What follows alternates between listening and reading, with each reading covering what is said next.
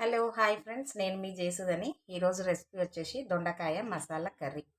దొండకాయ మసాలా కర్రీ చూడండి, పెద్ద ప్రాసెస్ లేకుండా నేను సింపుల్గా దొండకాయ మసాలా కర్రీ అయితే ప్రిపేర్ చేసినాను. గ్రేవీ చూడండి చిక్కగా ఎంత బాగుందో. ఇంకా చల్లగా అయితే ఇంకా చిక్కగా అయిపోతుంది ఫ్రెండ్స్. ఓకేనా? సో ఇప్పుడు మనము దొండకాయ ప్రాసెస్ అనేది స్టార్ట్ చేసుకుందాము. ఈరోజు మనము దొండకాయ మసాలా కర్రీ అయితే ప్రిపేర్ చేసుకుంటున్నాము. సో నేనైతే స్టవ్ వెలిగించి ఒక గిన్నె అయితే పెట్టుకున్నాను. కర్రీకి తగ్గట్టుగా మనము ఆయిల్ అయితే యాడ్ చేసుకోవాలి. 1/2 kg దొండకాయ అయితే ఉన్నది. సో నేను 4 స్పూన్స్ ఆయిల్ అయితే వేసుకుంటాను. ఓకేనా? ఆయిల్ కూడా కొంచెము హీట్ అవ్వాలి. ఓకేనా? 4 స్పూన్స్ అయితే వేసుకున్నాను. ఇప్పుడు చూడండి, ఆయిల్ అయితే మంచిగా హీట్ అయ్యింది. సో నేను ఒకటి ఆనియన్ కట్ చేసి పెట్టుకున్నాను, ఇదైతే వేసుకుంటున్నా. ఇవి మంచిగా ఫ్రై అయితే చేసుకోవాలి. ఇప్పుడు చూడండి, ఆనియన్స్ అయితే ఇట్లా ఫ్రై అయిపోయినాయి కదా. నేనైతే దొండకాయ ఇట్లా చిన్న చిన్న ముక్కలు అయితే కట్ చేసి పెట్టుకున్నాను, ఎందుకంటే ఫ్రై తొందరగా అవుతుంది అనేసి. ఇప్పుడు ఇదైతే యాడ్ చేసుకోవాలి. 1/2 kg దొండకాయ ఫ్రెండ్స్ ఇది. ఓకేనా? ఇది ఇప్పుడు వేసుకున్నాం కదా ఆయిల్లో. ఇది కొంచెం సేపు అయితే మనము ఫ్రై చేసుకోవాలి. ఓకేనా?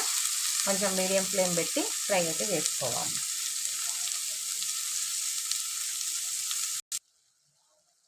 ఇప్పుడు చూడండి, దొండకాయ అయితే ఇట్లా ఫ్రై అవుతుంది కదా ఆయిల్లో. ఓకేనా ఫ్రెండ్స్? సో ఇప్పుడే మనము ఒక టమాటో, కొత్తిమీర యాడ్ చేసేసుకోవాలి. ఓకేనా?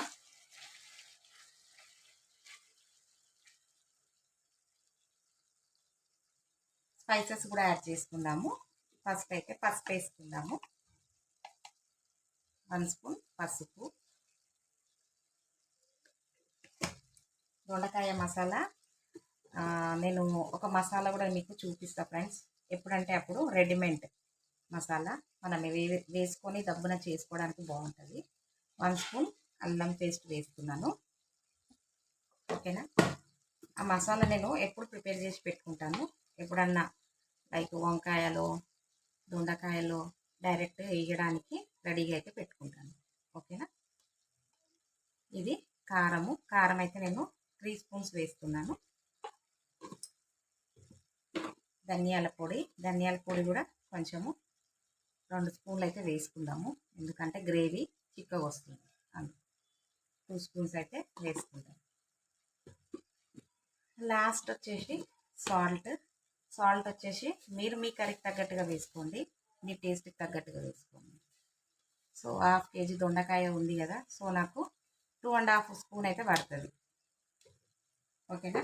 ఇప్పుడు ఇవన్నీ వేసుకున్నాం కదా, ఇవన్నీ మంచిగా మిక్స్ చేసుకొని వాటర్ వేసి కంప్లీట్గా మనము ఉడికించుకోవాలి. ఉడికించుకున్న తర్వాతనే మనము మసాలా అనేది యాడ్ చేసుకోవాలి ఫ్రెండ్స్, లేకపోతే మాడిపోతుంది. ఇప్పుడే వేసుకుంటే కనుక మసాలా కర్రీ ఉడికే వరకు అడుగంటుకుంటూ ఉంటుంది, సో మాడిపోయిన స్మెల్ వస్తుంది. ఓకేనా?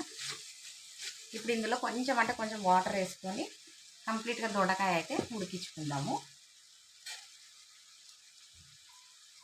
చూడండి, నేను వాటర్ కూడా యాడ్ చేస్తున్నాను. ఓకేనా?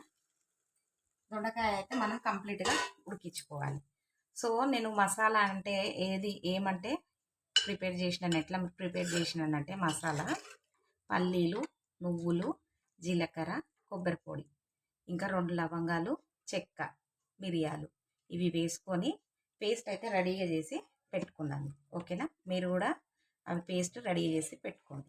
ఈ దొండకాయ ఉడికిన తర్వాత మనం యాడ్ చేసుకోవాలి. ఓకేనా? ఇప్పుడు మూత పెట్టి దొండకాయ కంప్లీట్గా ఉడికించుకోవాలి. ఇప్పుడు చూడండి, దొండకాయ అయితే ఇట్లా మంచిగా ఉడుకుతుంది, ఇంకొంచెం ఉడకాలి. సో మనము ఇదే టైంలో మనము మసాలా అయితే యాడ్ చేసుకోవాలి. ఓకేనా?